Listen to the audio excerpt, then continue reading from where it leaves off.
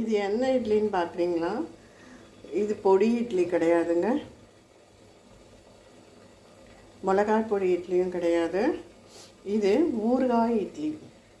அதாவது ஊறுகாய் போட்டேன் இல்லைங்களா போன வீடியோவில், பச்சை மிளகாய், மாங்காய் தொக்கு, பூண்டு, நெல்லிக்காய் ஊறுகாய். அந்த கடாய் இருந்தது, சாதம் இல்லை. சாதம் இருந்தால் சாதத்தை புரட்டி ஊற்றி சாப்பிட்டுலாம். அதுக்கு பதில் இட்லி இருந்ததுங்க. அந்த இட்லியை நல்லா இப்படி ஒரு புரட்டு, அப்படியே ஒரு புரட்டு நம்ம புரட்டி எடுத்துட்டோன்னா சூப்பராக இந்த கடாயும் கரெக்டாக காலி ஆகிடும். அந்த எண்ணெய் பிசுக்கு எதுவும் இல்லாமல் ஆகிடும். நமக்கும் ஒரு ஸ்பைசியான இட்லி சாப்பிட்டா மாதிரியும் இருக்கும். பாருங்கள், ஸ்பைசியான ஊறுகாய் இட்லி நல்லா 4 புறமும் கட் பண்ணி நம்ம சாப்பிட வேண்டியது தான். ரொம்ப டேஸ்ட்டும் இருக்கும், புளிப்பு இருக்கும், காரமும் இருக்கும். தோற்று போகிற அளவு இருக்குங்க இந்த ஊறுகாய் இட்லி.